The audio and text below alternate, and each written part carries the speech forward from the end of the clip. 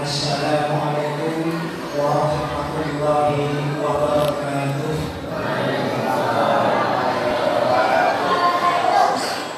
Astaghfirullahaladzim, astaghfirullahaladzim, astaghfirullahaladzim.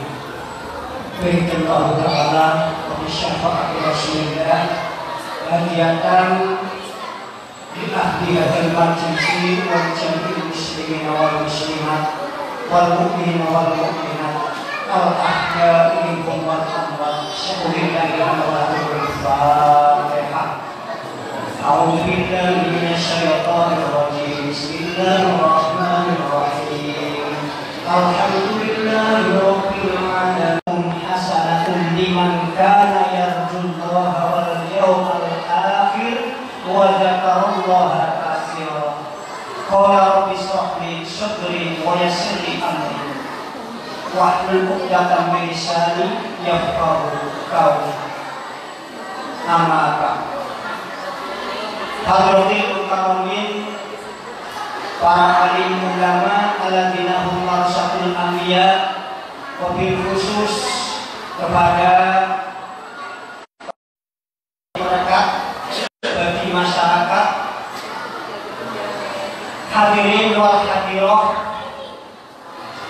yang senantiasa dimuliakan Allah Subhanahu wa ta'ala. Pertama dan utama, marilah kita untuk senantiasa memanjatkan puji Allah. Detik ini kita masih diberikan kerahmatan beserta kenikmatan baik jasmani maupun rohani, di mana kita telah melalui beberapa waktu di mana musim pandemi telah bersama-sama kita lalui. Kita saat ini masih diberikan darah mengalir dengan lancar, nafas masih keluar masuk dengan leluasa, serta kita masih dapat melaksanakan niat baik kita bersama. Oleh karenanya, mudahkan saja segala aktivitas kita ini menjadi salah satu Nabi besar Muhammad SAW dengan niatan pada pribadi saya tidak ada untuk maksud menggurui apalagi mengajari. Namun di sini dengan kerendahan dan kesadaran diri, niat kami adalah untuk berbagi. Sebab kalau saya memberi, saya nggak pernah memiliki. Semuanya adalah milik Allah Subhanahu. Nggak beli itu ya kurang kecil, kurang banyak pengunjungnya dan sebagainya. Tapi mudahkan saja nanti apa yang kita sampaikan ini setidaknya menjadi bahan renungan kita bersama. Setidaknya kita bisa melupakan problem dunia kita sementara. Syukur nanti apabila bisa kita menata hati kita, ini menjadi modal kita bersama untuk ke depan dalam memperbaiki diri kita. Sebab bagaimanapun juga yang namanya manusia itu akan terikat kepada 3 dimensi waktu, yaitu ada masa lalu, masa sekarang, dan masa yang akan datang. Masa lalu biasanya kalau kata anak muda itu hanya jadi kenangan. Kalau masa sekarang biasanya itu kenyataan, sementara masa depan itu akan menjadi harapan. Nah, oleh karenanya kita ini memperingati Maulid Nabi besar Muhammad SAW yang telah terjadi di beberapa abad yang lalu. Kita akan coba mengambil hikmahnya dari kejadian di masa lalu untuk persiapan masa sekarang guna menyambut masa depan. Sebab bagaimanapun juga orang yang beruntung adalah orang yang hari ini lebih baik daripada hari kemarin. Jika hari ini masih sama dengan hari kemarin, kita termasuk orang-orang yang rugi. Sebab umur kita secara hitungan bertambah, tapi dari masa dan waktu mulai berkurang. Kita mau nggak mau harus menyadari akan hal itu. Bapak Ibu sekalian yang senantiasa setiap tahun ini menjadi seremonial yang sangat sakral bagi sebagian umat Islam. Kenapa saya katakan sebagian? Sebab ada saudara kita yang terkadang kurang setuju dan sebagainya. Akan tetapi perlu kami sampaikan. Jadi niatan kita adalah ngaji bareng. Ngaji itu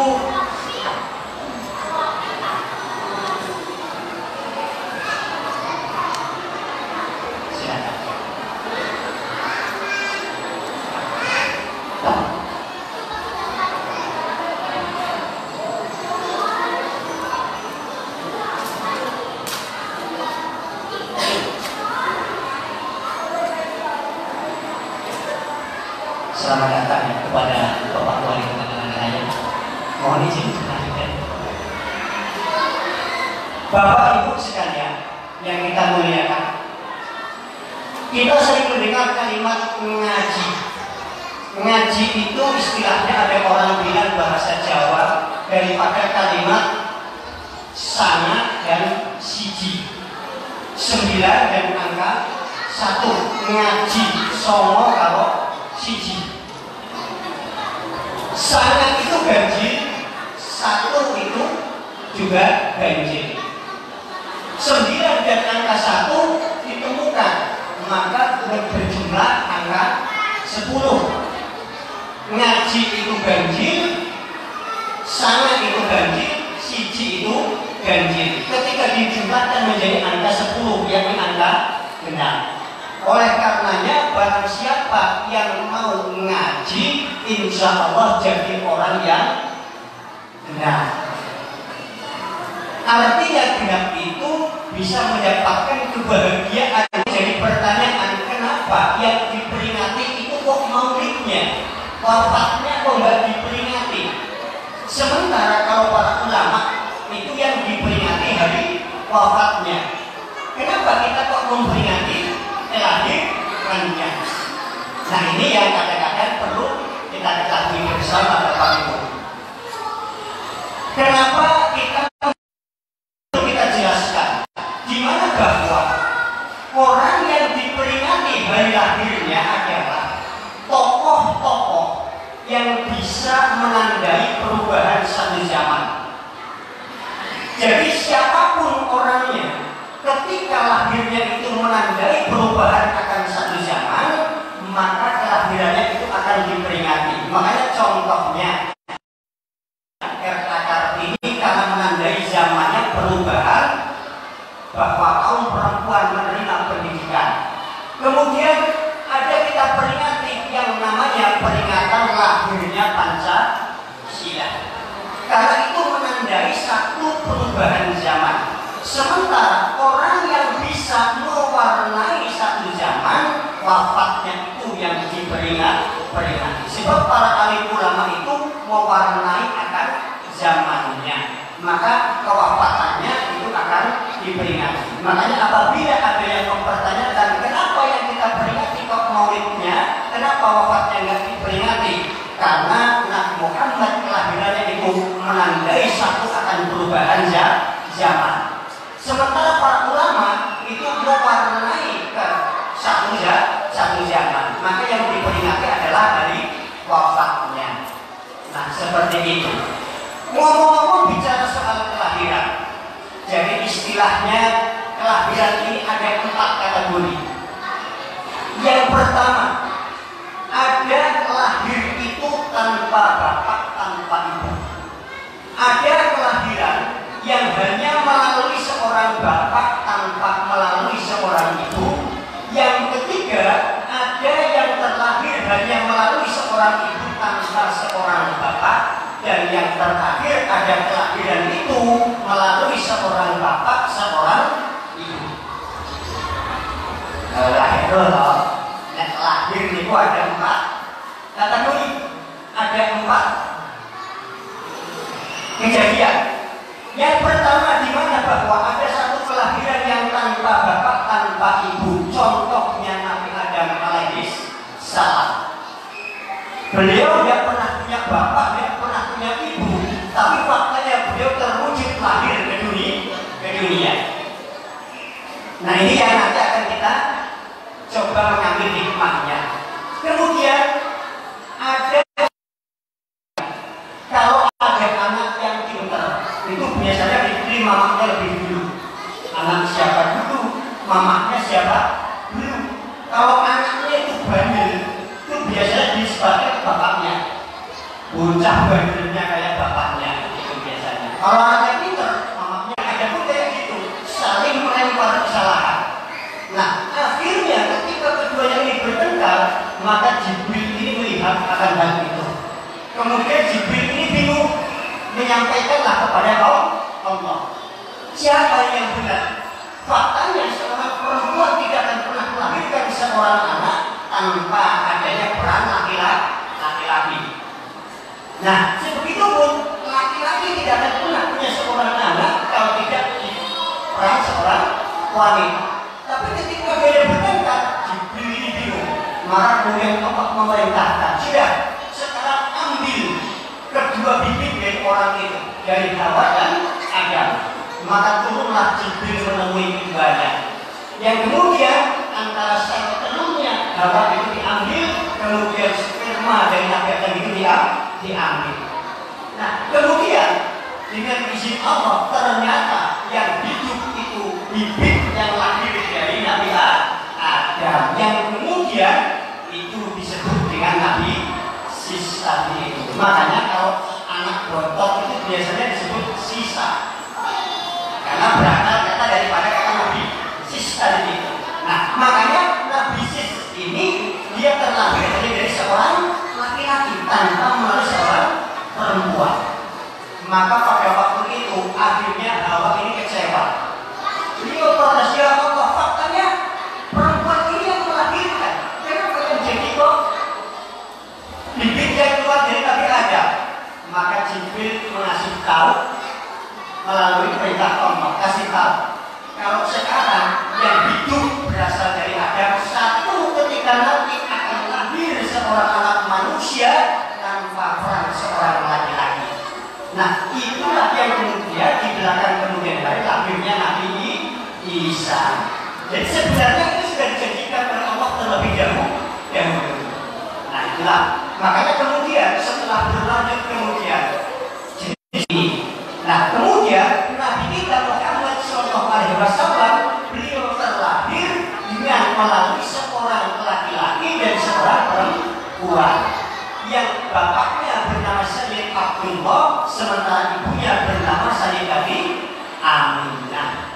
Makanya biasanya kalau orang Jawa bilang itu Kanjeng Nabi Muhammad lahir ono ing Mekah. Gitu ya. Dinane Isnen rolas maulud tahun gajah. Ingkang pokok asmane Sayyid Abdullah, ingkang ibu asmane Sayyidah Fatimah. Allahumma sholli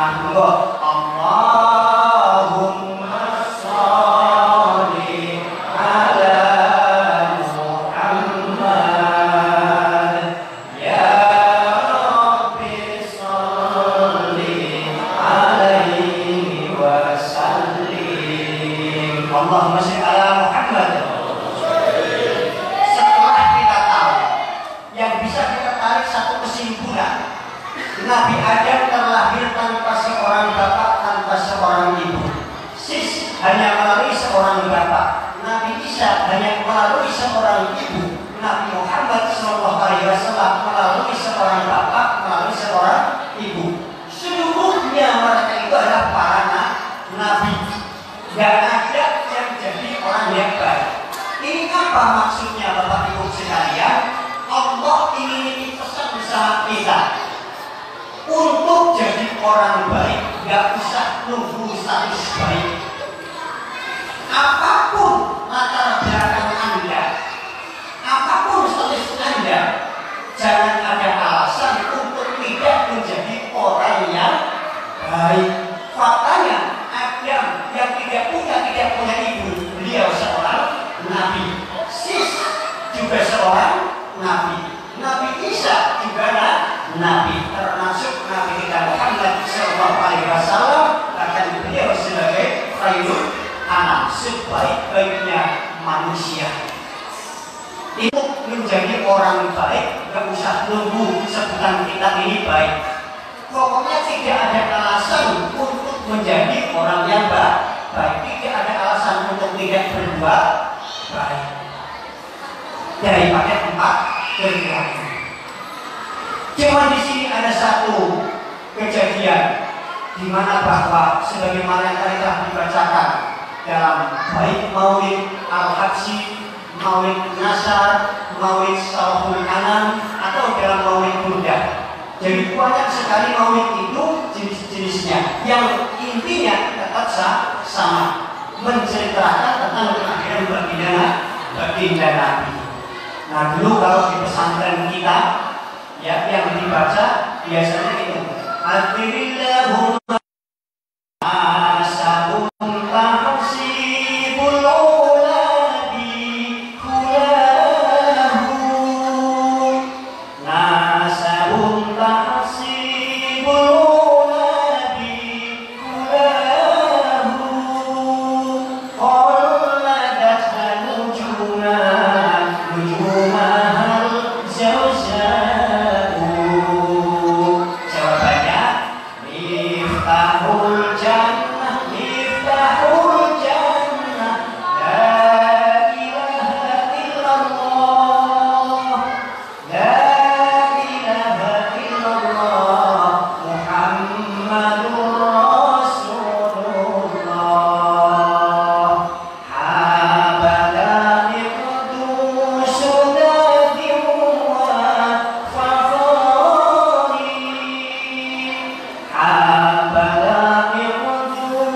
termasuk ahli surga semuanya. Amin ya rabbal alamin. Baginda Rasul Muhammad Sallallahu Alaihi Wasallam dipisahkan, diriwayatkan ketika beliau ini terlahir ke dunia. Jadi saya ambil ringkas saja, soalnya kalau diceritakan detail 1 bulan tidak selesai. Kalau diterjemahkan kitab berjanjinya yang termaktub dalam kitab Mudarrijus Syu'ur, 1 bulan itu tidak selesai. Jadi baginda Rasul Muhammad Sallallahu Alaihi Wasallam ini, ketika beliau ini terlahir sudah dalam keadaan yatim. Walaupun beliau terlahir melalui seorang bapak dan seorang ibu, tapi ketika beliau terlahir ke dunia, bapaknya sudah wafat. Beliau terlahir dalam keadaan yatim. Oleh karenanya Bapak Ibu sekalian, kalau kita ngomong soal yatim ini, Masya Allah, pernahkah kita mendengar tangisan anak yatim? Sampai-sampai Allah Subhanahu wa Ta'ala memperingatkan atau melaksanakan apa yang menjadi pesan Nabi Muhammad Sallallahu Alaihi Wasallam. Salah satu pesan beliau, perhatikan anak-anak yatim. Oleh karenanya, mudahkan Allah memberikan kekuatan kepada kita untuk bisa melaksanakan apa yang menjadi ajaran Rasulullah. Pados sandang pangan kali buruk nutuh, lamun siang makulo buruk agang, pados sangu pangupo.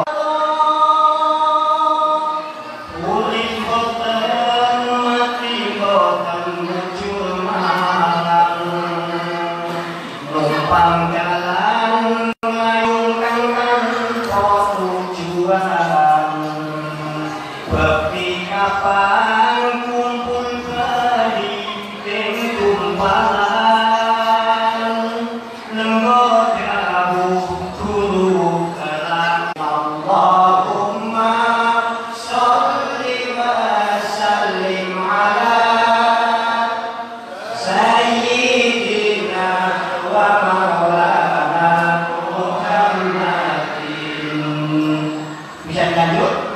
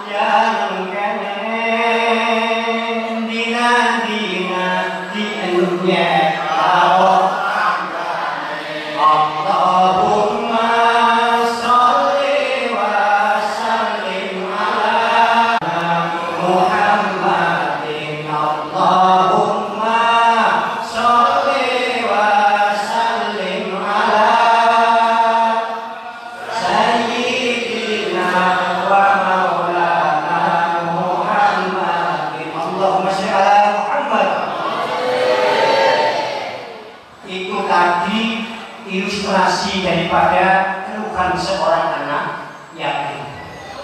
Oleh karenanya pesan Rasul, karena Rasul Muhammad itu juga seorang yatim, maka barang siapa yang memperhatikan anak-anak yatim besok di surga seperti dua jari bersama Rasulullah. Kedekatannya sebagaimana dua jari. Oleh karenanya Bapak Ibu sekalian, laksanakan apa yang menjadi pesan Nabi kita Muhammad Sallallahu Alaihi Wasallam terkait dengan bab masalah kelahiran. Bapak Ibu, saya akan mengutip satu hadis yang disampaikan oleh sahabat Ka'ab bahwa pesan daripada Nabi kita Muhammad setelah kita memperhatikan anak-anak yatim yang tidak kalah penting, mohon agar kita jangan batni ummi arba'ina yawman nutfatan, dikumpulkan di dalam perut ibu kita selama 40 hari, yaitu berupa nutfah.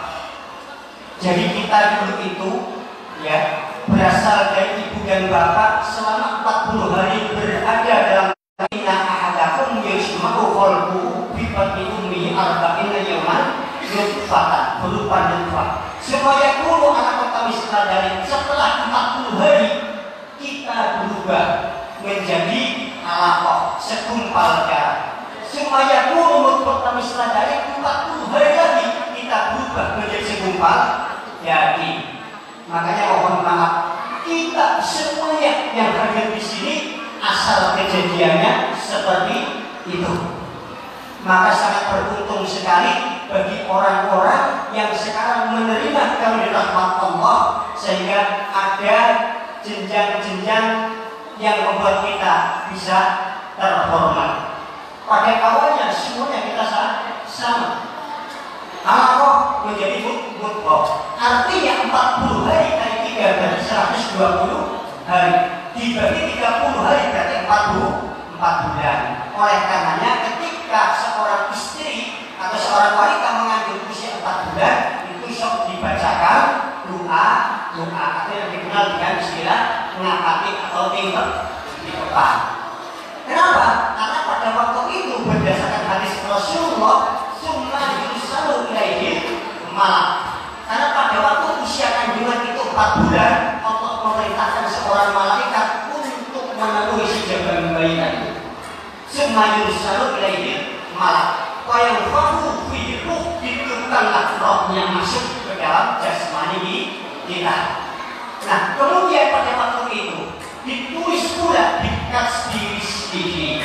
Nah ini, kemudian ditentukan rizkinya, kemudian ajalnya, umurnya, kemudian amalnya, apakah ini besoknya akan beramal baik atau buruk. Sa'ir atau sa'ir ini nanti akan menjadi orang yang ketika Allah memberikan rahmat yang begitu luar biasa terhadap kita. Kemudian kita juga begitu. Kita tidak pernah minta mata, diberi kita mata. Bayangkan mata sekecil ini, gedung aku harus bisa masuk ke dalam mata kita tanpa merasa sakit. Telinga kita yang lubangnya kecil seperti ini, belum juga kita suara bisa masuk tanpa berdesak-desakan. Bahkan mohon maaf Bapak Ibu sekalian, kalau kita mampu menyadarkan diri kita untuk mensyukuri Allah yang ada pada diri kita, ini sungguh luar biasa. Fortuner itu tidak ada harganya kalau dibanding dengan pandangan mata kita. Betul apa betul? Kenapa? Harganya Fortuner itu Pak. Kita perlu mobil, perlu kendaraan karena mata kita melihat. Bayangkan kalau mata kita nggak bisa melihat, perlu mobil nggak? Nggak perlu Pak. Termasuk telinga kita. Kalau telinga kita ini tuli, semuanya ini jadi menyengsarakan. Maka paling ngelongso ya, paling sengsara itu ketika orang tuh ngomong apa namanya, pelan, nggak kedengeran. Pernah didatangi anggota dewan, saya marah sekali, saya bilang maaf, tempat saya tidak layak untuk didatangi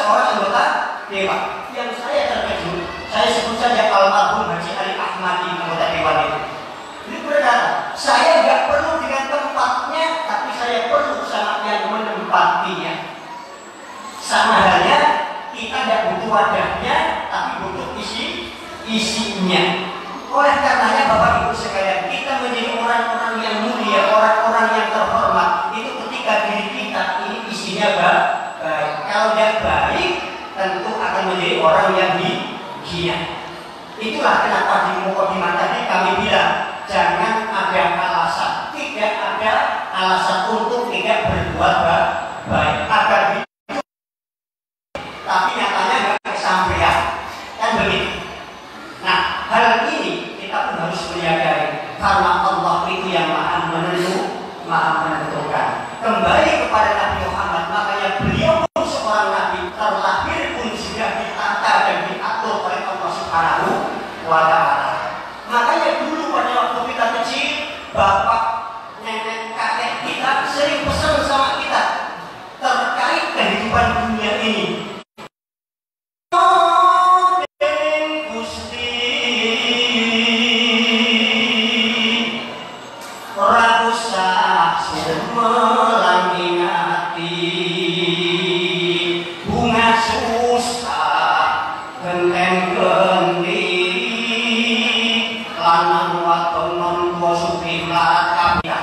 Yang kedua, karena kita ini terlahir bisa seperti ini semua tanpa meninggalkan peran kedua orang tua kita, maka kita harus menghormati kedua orang tua kita. Sampai-sampai agama mengajarkan ridallahu biridul walidain, syukrullahu bisyukril walidain.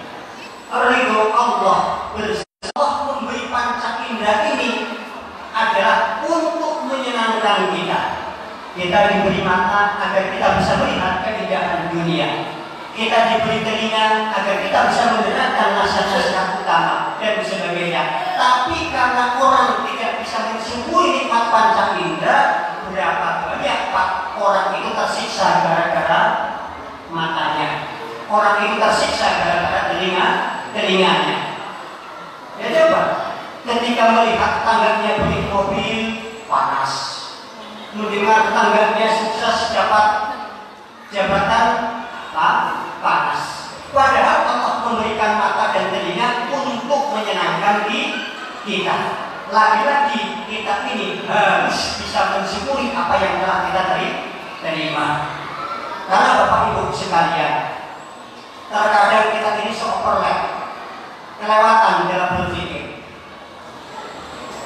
Oleh karena itu, kita harus menyadari dari mana asal kita, sekarang kita ini di mana, dan besok kita akan kemana.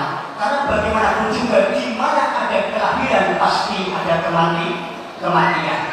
Jadi kalau kita memperingati Maulid ini, kita harus sadar akan kelahiran untuk dinisbatkan sebagai matahari. Anta syamsun, anta badrun, anta engkau Muhammad sebagaimana matahari. Matahari Pak memberikan cahayanya itu gak pilih-pilih. Maaf, Pal 12 juga dapat sinar matahari. Di masjid ini juga dapat, di pondok pesantren juga dapat. Semuanya itu mendapat cahaya matahari. Artinya Nabi Muhammad itu menyampaikan kebaikan kepada seluruh umat. Nah, ini menjadi teladan bagi kita semuanya, agar ketika kita melaksanakan apa yang menjadi ajaran baginda Muhammad SAW itu tidak ada istilahnya pilih. Sekarang ini orang yang khusyuk sekali, maaf, kadang-kadang sering dilabeli sebagai orang-orang radikal. Sementara orang yang begitu moderat kadang sering sekarang dilabeli sebagai orang-orang liberal, orang-orang sekuler. Dibenturkan seperti. Jadi perbedaan contoh laki-laki dan perempuan sama nggak? Tidak sama kan? Beda kan ya? Fisiknya itu sangat beda. Nah, perbedaan itu rahmat, laki-laki dan perempuan begitu bersatu jadi nikmat. Itu saya katakan perbedaan itu seorang ulama atau ustaz. Oh ustaz, saya kalau di rumah dari bangun tidur sampai mau tidur ini nggak mau berhenti mulutnya. Kenapa? Selayaknya minta ampun. Kok didoain supaya bini saya nggak jalan kaki. Kan kadang-kadang ada laki-laki yang kayak gitu. Ini bahaya. Malah saya bilang, apa yang telah Allah berikan kepada diri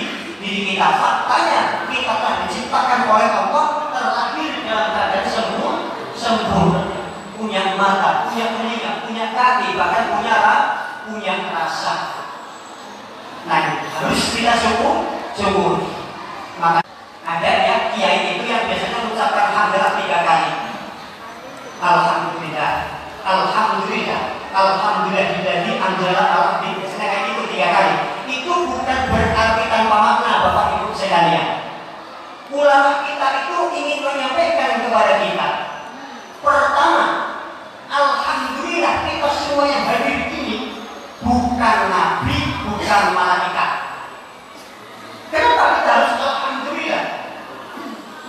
Sebab kalau kita jadi nabi, kalau kita jadi malaikat, kita akan terikat satu hukum. Hukumnya itu wajib benar. Jadi nggak ada ceritanya malaikat itu salah, nggak ada ceritanya nabi itu keliru. Nabi dan malaikat tercipta, mereka terikat satu hukum wajib, yaitu wajib benar. Mereka wajib benar, nggak boleh salah. Nah kemudian alhamdulillah yang kedua, kita katanya iblis itu benar, nggak ada ceritanya setan itu benar. Mereka tertingkat hukum wajib salah. Jadi ini bertentangan. Nabi dan malaikat wajib benar, yang wajib salah setan sama iblis. Nah kita alhamdulillah ketiga, kita ini manusia benar juga kadang salah, kadang mantep, kadang was-was. Nah disitulah. Tapi di antara inilah kita ini harus memilih. Nah itu, jika kita ini bisa melaksanakan satu kebaikan, maka syukur alhamdulillah. Jika kita ini menjadi umat Rasul Muhammad SAW yang dicintai oleh beliau dan mendapatkan salat beliau di akhir kiamat, Allahumma amin. Ya Rabbana ighfir lana dzunubana wa